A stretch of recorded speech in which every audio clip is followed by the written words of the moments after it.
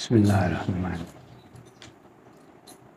زما بایګانو ورونو، تاسو ته دا درخواست دی چې د دې میاشتې نه د بلې میاشتې په 24 تاریخ باندې به اجتماع انشاءالله شروع کیږي. تاسو ټولو ته دا درخواست دی چې تاسو راشئ، نو زه به پکې خپل شریکت کوم، تاسو به پکې هم کوئ، او دې ته به انشاءالله لوی علما د لرې لرې نه راځي او تقریرونه کوي، بیانونه به کوي.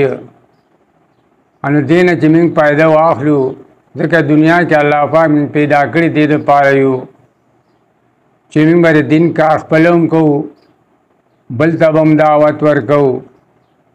او مطلب دا دی که یو سړی وایي چېره د پیسو د هغه نه الله به پیسې پیدا کوي او الله به چې کوم دی د هغې موږ له څه ثواب کوي.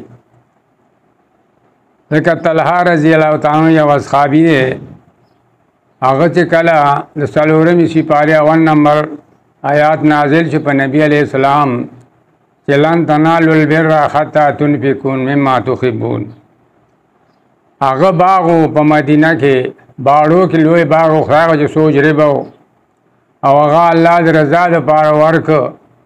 نبی علیه السلام ته چې چاله ورکې ورکه، نو هغه داسې غونډه کې عمل کو چې هغه په دنیا نو په پیسو نو په هیڅ باندې نو، ولیکن هغه د دین کار، هغه الله د رضا کارونه هغه به هغه کول.